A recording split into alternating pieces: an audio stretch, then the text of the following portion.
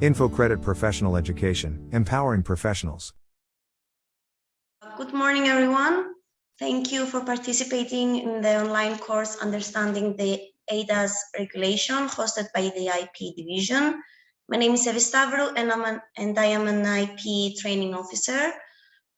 We live in difficult times, but training remains essential. We at IP strive to provide courses and qualifications that add value to the participants. We appreciate the time you and your companies have invested in attending this course, and we hope to exceed your expectations.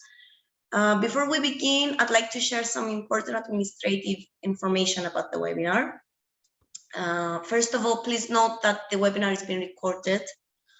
At the end of the webinar, you can ask questions in the Q&A section or leave comments in the chat box. If you encounter any technical difficulties, please notify the instructor or training officers through private message. You can also call at 223-98-242 or through email at info@ip.com.cy. As a participant in this webinar, you are entitled to a 25% discount on all IP webinars, except the webinar International Dispute Resolution Mediation. You can get the discount by using the promo code EiDAS 23.09. Please keep in mind that this seminar is only the beginning and is also considered a brief overview of the EiDAS regulation. In November, we will host a more detailed one on the EiDAS regulation. And now the session will start. The speaker of the webinar is Christiana Aristidou. Ms. Aristidou is an industry expert and thought leader who is an authority in her field. She's a passionate educator, educating and training regulators, public authorities, incumbents, private organizations of all sizes, investors and entrepreneurs in Cyprus, the EU, and international. Ms. Aristidou, the stage is yours. Thank you, everyone. Thank you very much. So, guys, hello everyone. Thank you for being here with me. Another afternoon with favorite regimes, favorite laws and regulations. Indeed, the EiDAS is one of my favorite.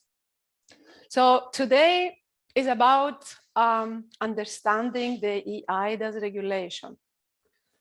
Really, it's an 1-hour webinar, so it is an overview, but I have tried to share with you as much as possible. As Evie said, you can reach out to us after the webinar with questions through email or a message with any messengers or social media platforms. You can post questions anywhere to us. So the regulation. The regulation on electronic identification and trust services for electronic transactions in the internal market, the so-called EiDAS, creates a unified and harmonized EU framework for secure and trusted electronic interactions. EiDAS is arguably one of the most important instruments to achieve the EU vision for a digital single market. As a regulation, it applies to all EU countries without needing specific implementation by the member states. It doesn't need to be transposed in a national law. So businesses, individuals, and public authorities in the EU can now follow a consistent, predictable, and harmonized framework in their electronic interactions. The importance of EiDAS is evident when we compare it with the previous framework in electronic transactions. Before this regulation, the EU had only the so-called e-sign directive in place. This directive, it wasn't a regulation, it was a directive. This directive merely covered the application of electronic signatures. And as a directive and rather general at that, left significant scope for divergence between the member states. Indeed, the previous framework resulted in fragmentation and uncertainty. In turn, the framework unduly restricted electronic transactions, creating inefficiency and hampering the prospect for a digital single market. The new framework introduced by the EiDAS regulation is more extensive in scope, covering other trust services in addition to electronic signatures, and we will see what trust services are. Even though electronic signatures remain, of course, a point of focus. Also, the framework regulates the electronic identification schemes for identifying individuals and authenticating their details for secure conduct of their electronic transactions with public authorities. The impact of EiDAS is thus significant in that it is a uniform regulation that displaces the fragmented sources of law on electronic signatures, which was the case under the previous framework, and it brings new trust services and electronic schemes in the regulatory scope. These are welcome and exceptionally helpful developments. We now have a more technology-oriented and efficiency-driven framework. We can broadly separate the EiDAS into two parts. First, the electronic identification scheme regime, and second, the trust services regime, where electronic signatures belong. As we have just explained, both parts, the electronic identification scheme and the trust services part of the regulation, aim to facilitate the access and use of electronic transactions, creating a secure and trusted digital market. Electronic signatures are an important part of the regulation and of interest to the business world. For this reason, I would like to focus on them from the start. EiDAS basically establishes the framework for the creation of electronic signatures. Therefore, electronic signatures refer to a specific legal concept where the nature and operation of these signatures must satisfy the specific rules set by the regulation. To create these signatures, interested parties will use the environment and solution provided by these new players, these new professionals called trust service providers or TSPs, who are regulated under the EiDAS as the providers who can offer these electronic signature and other trust services, of course, solutions. To understand the electronic signatures established by EiDAS, it is useful to compare them with digitized signatures. Digitized signatures are the conversion of written signatures into digital images.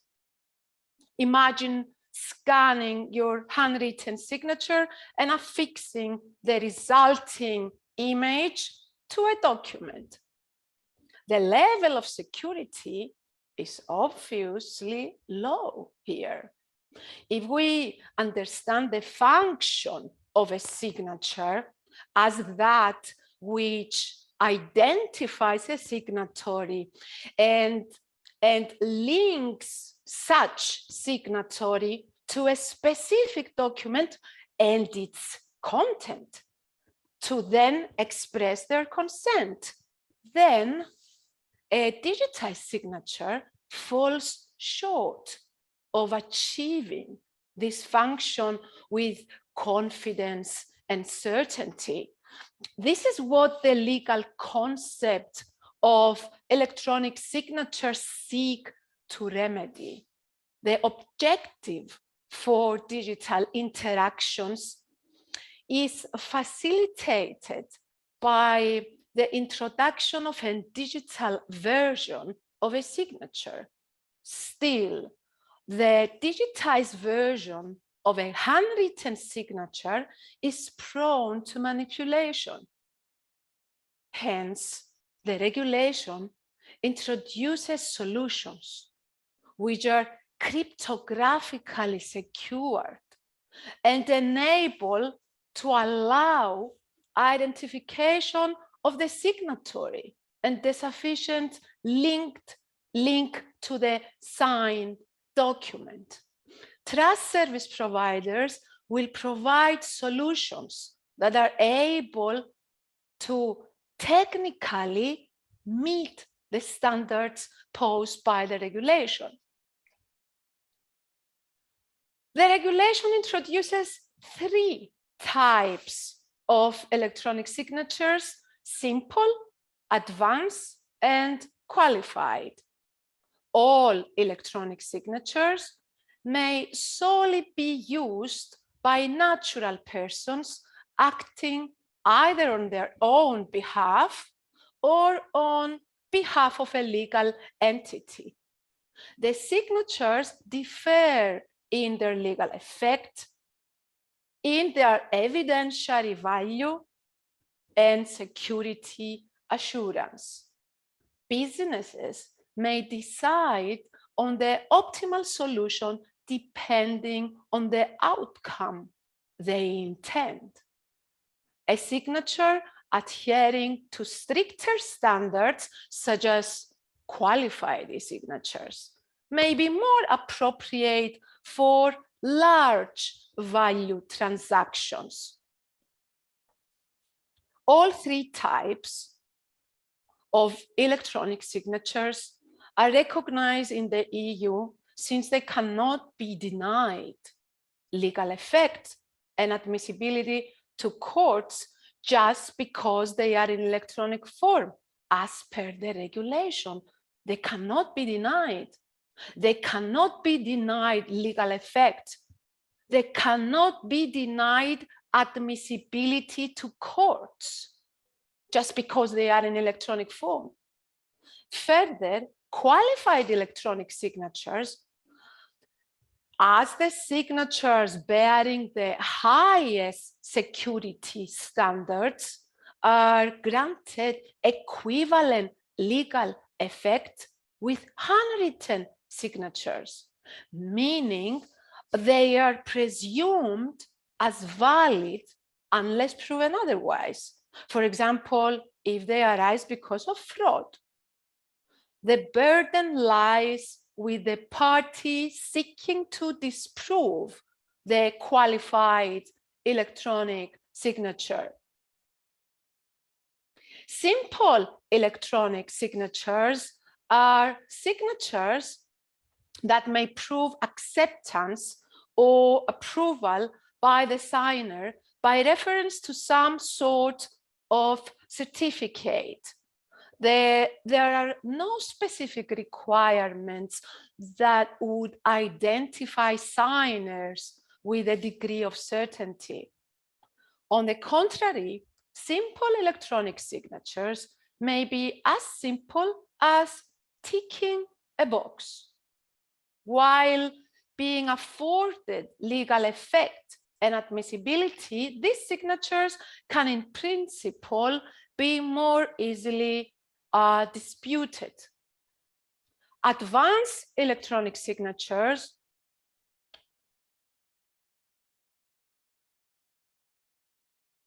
sorry, I was wrong on the slide. Advanced electronic signatures must meet 4 EiDAS requirements. The advanced electronic signature must be uniquely linked to the signatory, capable of identifying the signatory, created using e-signature creation data that the signatory can use with a high level of confidence under the sole control, her sole control, his sole control. And the fourth point here to note is that an advanced electronic signature must be linked to the data sign in a way that subsequent changes are detectable. These criteria collectively provide a rather high level of verification, high level of security, and tamper sealing of a signer's identity and signing. Tamper sealing means that the document cannot be changed after signing. Now, qualified electronic signatures, you will be a little surprised here, are advanced electronic signatures. Thus, they meet the requirements I have just mentioned for the advanced electronic signatures, but these signatures, qualified electronic signatures, are created by a qualified electronic signature creation device, such as a smart card, a USB token, or a mobile app that create a one-time passcode, and which are based on a qualified certificate for electronic signatures. So just to mention here for you that for simple trust services, the trust service providers offer to us simple certificates, simple trust certificates. The trust service providers issue certificates. This is part of their service to us. So we actually hire them and they issue these certificates to us. So they issue these certificates for simple electronic signature, for advanced electronic signature, and for the qualified electronic signature. That's why I just said that the qualified electronic signatures are based on a qualified certificate for electronic signatures. In that case, when we use that signature, the qualified, for example, the trust service provider will issue a qualified certificate for us, to us. So qualified electronic signatures can only be created by trust service providers or TSPs that are certified as qualified for the specific trust service requested, such as the creation of electronic signatures, electronic seals. Qualified trust service providers are listed in the EU Trust List. As explained, these signatures benefit from the legal presumption of validity as equivalent to handwritten signatures, and all member states must accept them as such. So to make it simple for you, let's say, for example, a lawyer takes this evidence to court. I mean, this, for example, provides to court this qualified trust service certificate, this qualified certificate for a qualified electronic signature. In this case, the judge will equal that qualified electronic signature. In other words, the judge has to accept that that qualified electronic signature is equal to a handwritten signature, and this is provided by the regulation. It is in the wording of the regulation. So as I said, these signatures benefit from exactly this presumption, the legal presumption of validity as equivalent to handwritten signatures. And all member states must accept them as such. We know that while qualified electronic signatures must be backed by qualified certificates, advanced electronic signatures may be backed by qualified certificates. This is a somewhat middle solution between qualified and advanced electronic signatures. We note that InfoCredit Group, as an authorized agent in collaboration with JCC, JCC is a qualified trust service provider. So InfoCredit Group, as an authorized agent in collaboration with JCC, carries out the certification process for the issuance of qualified certificates. These solutions, especially for advanced and qualified electronic signatures, are technically challenging, utilizing cryptography and adhering to specified technical standards. The trust service providers offering them are also under strict rules. Businesses, individuals, and public authorities seeking to rely on any of these solutions do not really have to understand their technical operation or create them. Instead, they will rely on the solutions offered by these new players in the market, these professionals, the trust service providers, after determining the type of electronic signature that their business model requires. This depends on the level of security, confidence, certainty, and evidentiary value they want to achieve for their documents.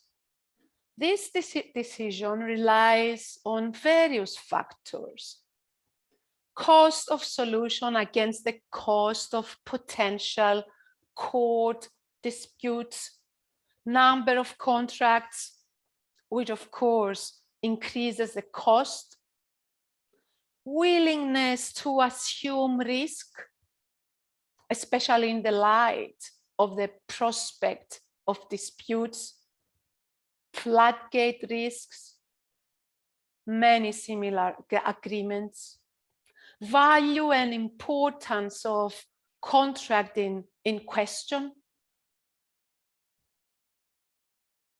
other surrounding circumstances.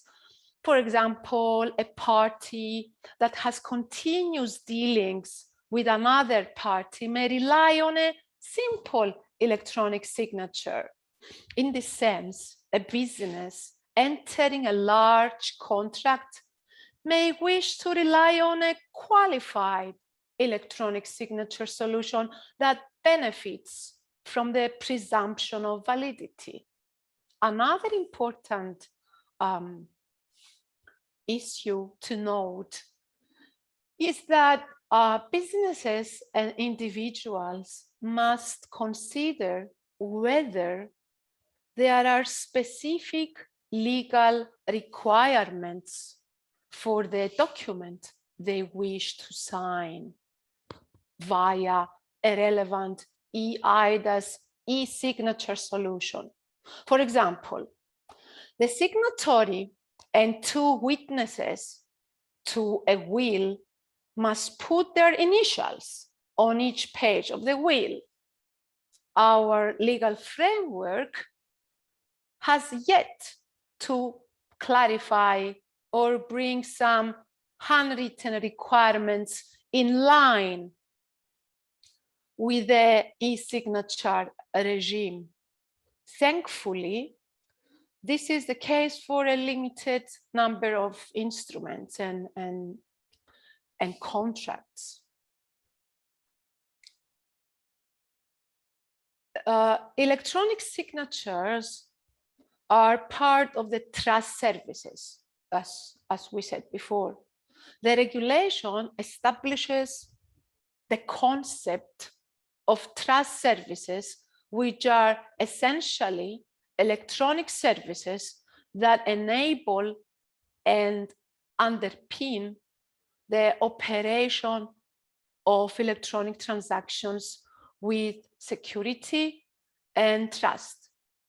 These are various and include the creation, verification, and validation, creation, verification, and validation of electronic signatures, electronic seals, electronic time stamps, electronic registered delivery services, and the corresponding certificates of each of these electronic signatures, seals, stamps, registered delivery services.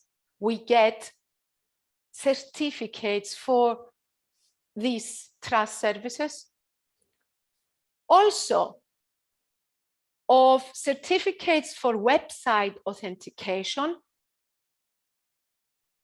or the preservation of electronic signatures, seals, or certificates related to those services.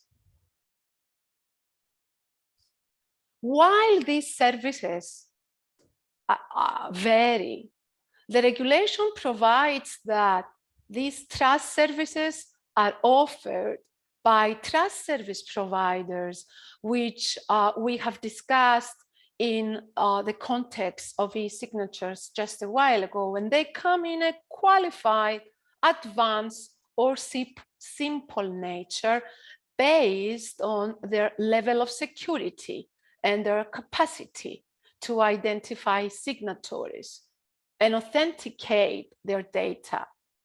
Trust services are essentially electronic services that may confirm the course of electronic transactions, whether such source is trusted and whether the data for identifying the source are authentic.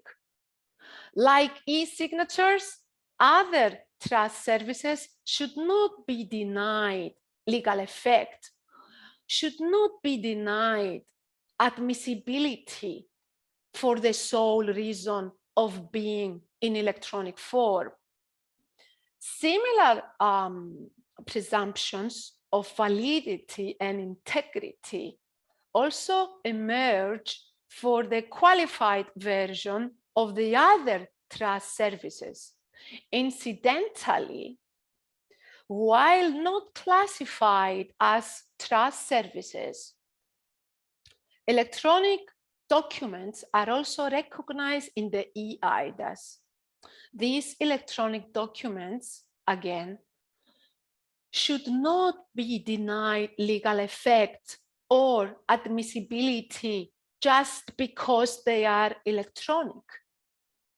This regime recognizes that electronic transactions are widely used, especially as the cross-border interactions increase, but may raise concerns because of their lack of face-to-face interaction.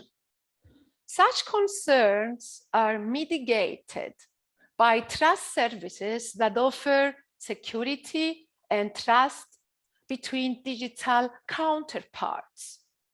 Trust service providers that offer these services, usually for remuneration, are also regulated in the EiDAS. Without getting into much detail, to share with you that trust service providers may be certified as qualified or may be non-qualified. Based on their status, qualified or non-qualified, they can offer qualified or non-qualified services, meaning advanced or simple services accordingly.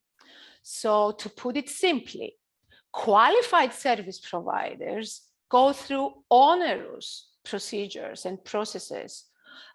It's not easy for them to become approved as a qualified service providers. As I said, they go through onerous procedures. So when they get that approval, they enter a list of the qualified service providers. These providers, the qualified service providers, can provide all levels of trust services. They can provide simple, advanced, and of course qualified. They are qualified trust service providers. Unlike the non-qualified trust service providers who didn't manage to become approved as qualified, or they didn't want to, they didn't wish to. So these non-qualified trust service providers can offer services or trust services only at the level of simple and advanced. So just to make it clear to you that we have simple electronic signature, advanced electronic signature, qualified electronic signature, simple electronic stamp, qualified electronic stamp, advanced electronic stamp, simple electronic seal, qualified electronic seal, advanced electronic seal, and qualified. So we get to have all the levels, but qualified trust service providers provide all three levels. Non-qualified trust service providers are able to provide only the first two levels, simple and advanced, but they can provide for all the services if they wish so, and if they apply to provide all of these services. So the regulation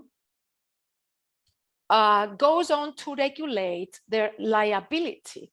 The liability of these trust service providers and their capacity to limit such liability, and imposes certain breach notification and security requirements. In short, trust services include, as I said before, electronic signatures, we have already talked about, which correspond to signatures and are only available for natural persons. Electronic seals, which correspond to the seals used on paper and are only available to legal persons. Electronic timestamp is a service that ensures that the time linked to data or a document is accurate, may be combined with electronic signature and may also be combined with electronic seal to ensure time of signing and sealing at the same time. So we may get to see combination of these services on the same document. Electronic registered delivery address is a service related to the transmission of data between parties by electronic means, which provides evidence of such transmission and transmitted data, including proof of sending and receiving data. It is useful when sending electronic documents and seeking confirmation of delivery. Website authentication. I mentioned website authentication. What is this? What is this service? Website authentication, which constitutes an attestation that a website is authentic, that it is indeed linked to the natural or legal person that has the website to whom the certificate is issued. It is important for websites where it is useful for websites to identify the owner, such as e-shops. I mean, it is important, for example, for future disputes. And also preservation of electronic signatures and e-seal services to preserve these services. So trust services include also these services, preservation of electronic signatures and seals, which is these services are mainly refer to preservation of the electronic signatures and electronic seals for a period of time. Businesses and individuals may use a combination, as I said before, of these trust services to support their electronic transactions and interactions in general. Another important part of the regulation is the electronic identification regime, Chapter 2 of the regulation. Trust services is Chapter 3 of the regulation. Chapter 2 of the regulation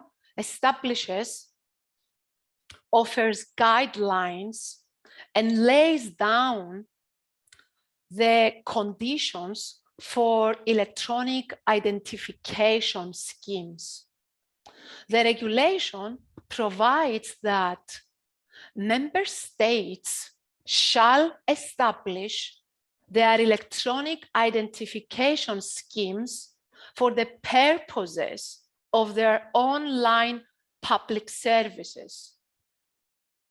We highlight here that the regulation makes explicit provision for online public services and not private services.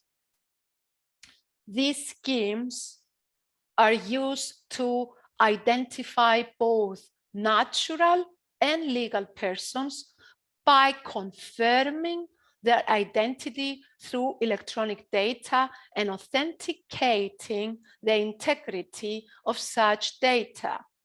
So, in simple words, I've just shared with you guys that Cyprus as a member state already is developing this electronic identification scheme.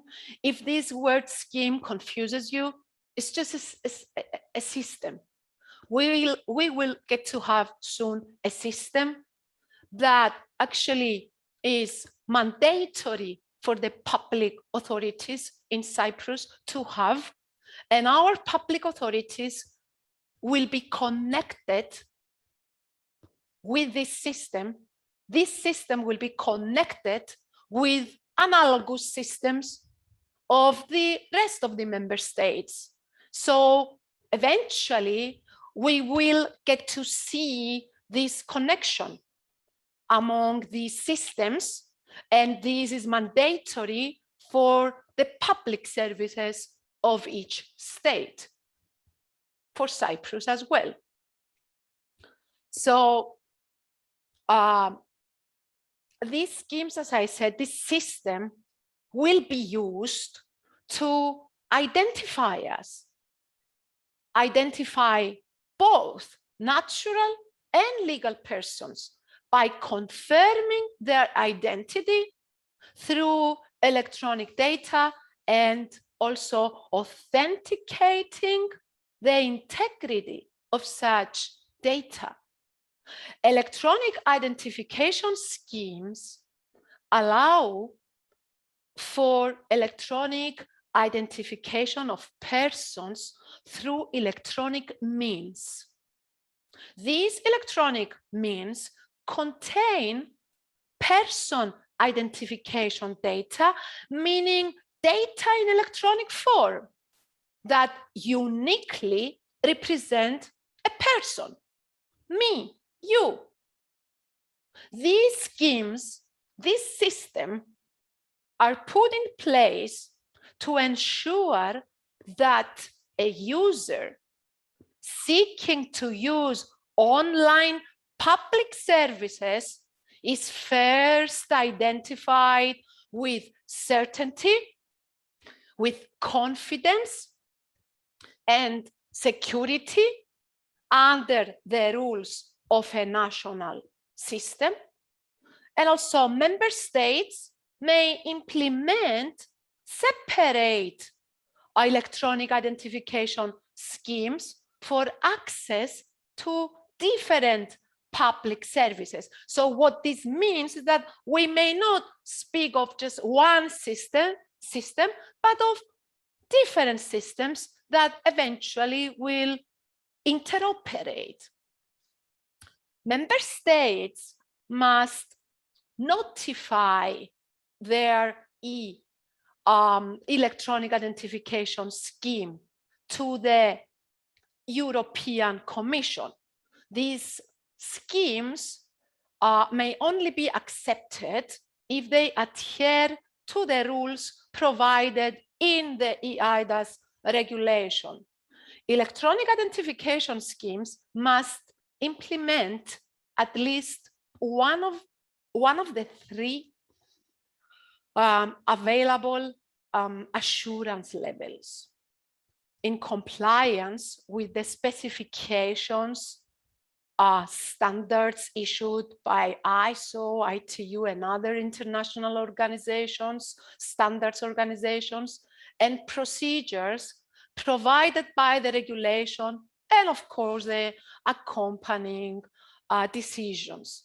These levels are high, substantial, and low, and they vary according to the security and strictness of procedures they use to identify users. After the electronic identification scheme is approved, why I say approved?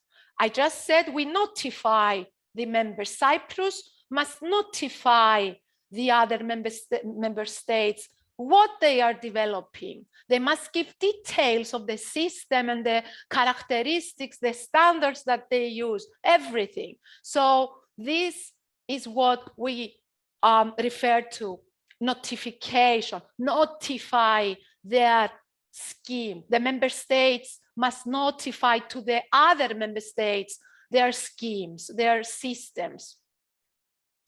So, as I said, these levels used to build this system, and I'm using simple language to enable you, to help you understand. These levels are high, so they may use high level standards, substantial, high assurance level, substantial, and low. These vary according to the security and strictness of procedures they use to identify users. So, as I said, again, after the electronic identification scheme is approved by the rest of the member countries, the member states, through this, what we call notification process, it is established to the official journal of the EU by the Commission. Once successfully notified, the electronic identification scheme must be recognized by all member states based on the principle of mutual recognition on certain conditions. In specific, a member state requiring its citizens to identify themselves before using any public services based on a high or substantial level of electronic identification scheme must accept the electronic identification means used under the electronic identification scheme of another member state, so long as that electronic identification scheme is of equal or higher level of assurance. So each member state, in simple words, guys, will assess what the other member state are used in order to develop this system.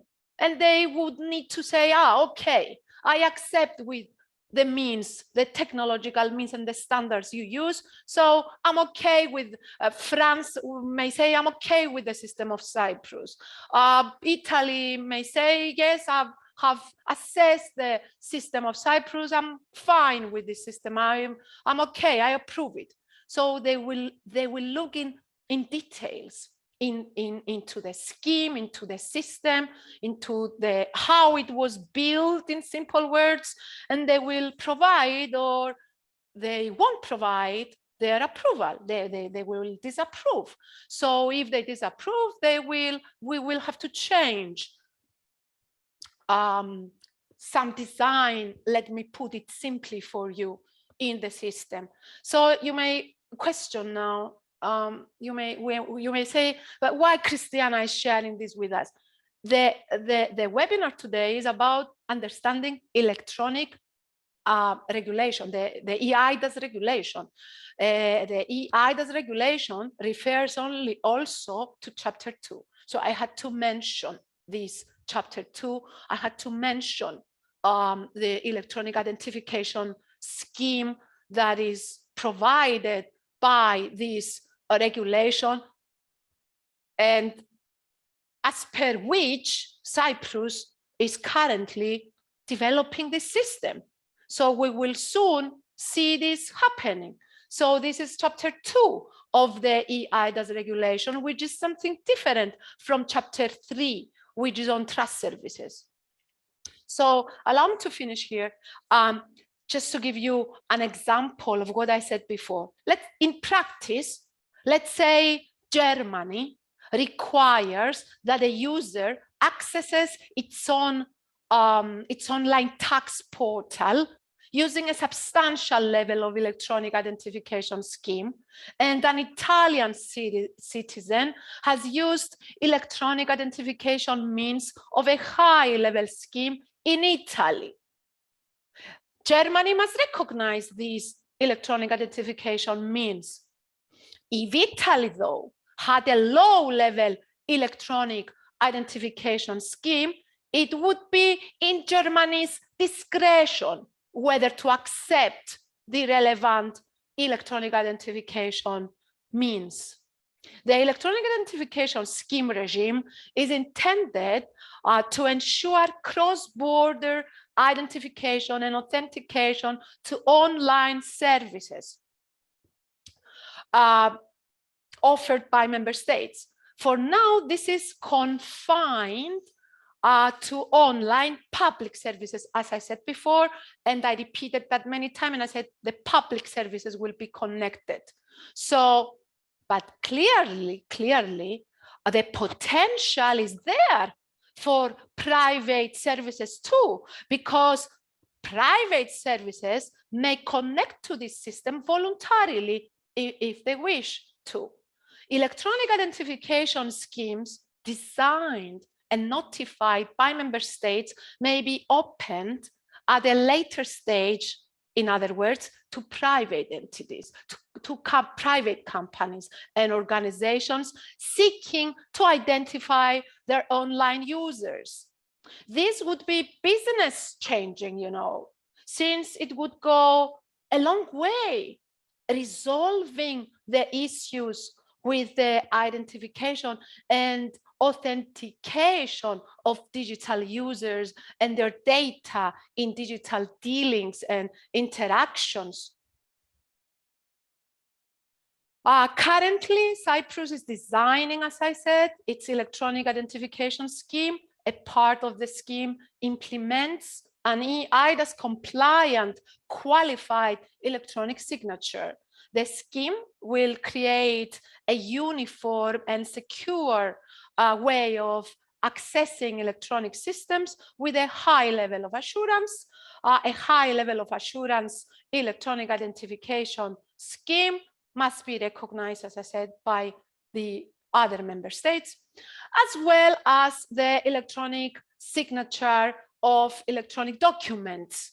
New online services will in turn emerge. You know, the system has yet to be notified to the Electronic Commission, but is currently in the works. The regulation is a significant regulatory development. Businesses can integrate solutions and rely on services for their electronic interactions and transactions. The same goes for public authorities, which can implement electronic identification schemes for access to their electronic systems. The utility of such schemes may extend to the private sector, as I said, once these schemes are finalized and put into practice. Indeed, the European Commission envisions the creation of a unique electronic identification for each EU consumer to access its personal data and obtain products and services online.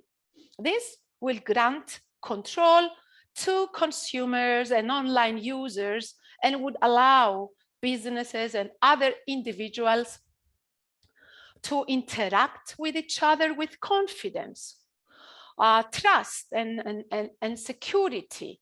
For now, trust services and the solutions implementing such services by trust service providers can truly facilitate the electronic dealings of businesses and individuals.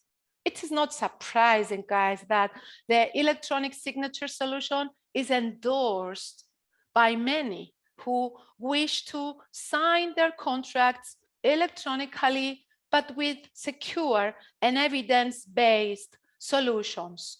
I have some useful links for you on this slide. You can visit, click on these links and find out more if you like. Or in case you want to pose any questions, this is the end of presentation. If you guys want to pose any questions, if we have the time, of course, info credit, do we have the time for a couple of questions? If not, I promise to reply to each and every one of you who have questions in writing if you want. So as I see, we have 2 minutes left.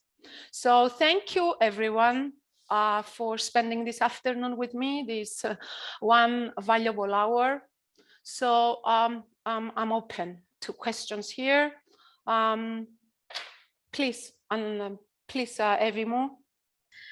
Ms. Aristidou, yes, we have just a few minutes, so I think it's better to answer some general questions. Of course. Only like a few questions. So the first one is, how do we approach a trust service provider? So As we said, the trust service providers are divided, let's say, to non-qualified and qualified. We explained what is a qualified trust service provider and a non-qualified. So if we are to approach a trust service provider, we should look at the list listing these trust service providers. So we know that they are qualified or non-qualified, because you will see in the list the qualified trust service providers. So the qualified trust service providers use also this trademark. Oh, I forgot to tell you, I have it, I think, on one slide here. Here, you see this locker with this tick and the stars. This is the trademark of the qualified trust service provider. So what we do is contact them. As soon as you know their name, just write an email to them and discuss what you need with them and partner with them. As we said, they offer their services with remuneration. We pay them. They're also businesses. So we pay them for issuing certificates to us for when our clients use these services. So approach them, discuss with them. They have contracts. Go through their contracts. There's a number of qualified trust service providers that offer some period of free for a month. Some of them just 30 days to try their services, and then and provide their services free just for you to try and see how they work, how this relationship will be with them. So as I said, JCC in Cyprus is a trust service provider, is a qualified trust service provider. So they may, for example, approach JCC and discuss their needs. JCC will help them. If they wish to find out more, they would also approach InfoCredit. If InfoCredit is a partner of JCC, they can approach InfoCredit and discuss their needs, and then InfoCredit will direct them. So yes, it is one solution. Or if they want to approach other trust service providers, as I said, they would go consult the relevant lists and then discuss with them, and then see their contracts and be careful with the contracts.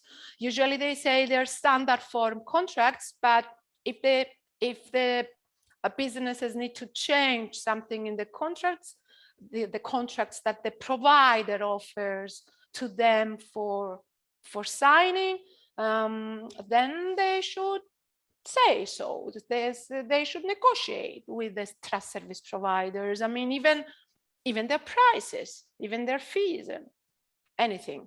Is this okay? Do you the person who posed the question is okay with the answer? Satisfied? I think we should go on to the next question, and Yes. maybe, as you said, they can send you private emails and you can address their questions. Yeah, or to you, Evimu, to you, and then you can forward to me if it's easier for them, or to me directly. This is not to say I'm not open, I mean directly. Anyone who wants to ask any question, please, on what we shared here today, please write to me or to InfoCredit. And of course, as Evi said before, we have this bigger, longer course sometime in November. And that is a course, if you're interested, that is a course for you to follow, guys, because it will be full of details, and we will discuss many things in that course. Okay. Would you like to take another question? I think we have some time. But if we do, it would be the last question. What considerations need to be made in order to decide if we need simple or advanced signature? only simple or advanced. As we said, simple is the lower level, advanced is the middle, and the qualified, as we said, is the same as the advanced, but we use this special qualified device to generate. I mean, this is technical, but what we need to focus, I mean, the businesses, I shared some considerations before. I mean, the importance of the transaction, the numbers they have. I mean, if it is a bank, it's different than a company, let's say, rarely dealing with contracts, you know, and depends on if you feel that you will be like led to court at some time and you want to be strong, then you should use like the qualified electronic signatures, which is equal to a handwritten signature. So many considerations are made that depends on the operations of the specific company, if it's an authority of the state, if it's a company dealing with a huge number of clients or a small number of clients. That why I say this, because that regards costs and expenses. The subject matter of the transaction, let's say we're dealing with millions and billions. I mean, there you need to have more trust and security in the transaction, so you would better go for a qualified signature, let's say, or seal if it is a legal person. The legal persons use seals, not signatures. Yes, this is clear, I think, from what I shared with you, that legal persons only use electronic seals, not electronic signatures. Electronic signatures only by natural persons. Okay, so these generally are the considerations. It depends on the intentions of the user and their business, their size, their clients, the subject matter of the deals, of the transaction in question. Yes. Okay,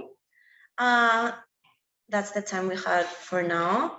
As you said, we're gonna host a much bigger in duration webinar, but that's gonna be more detailed in November.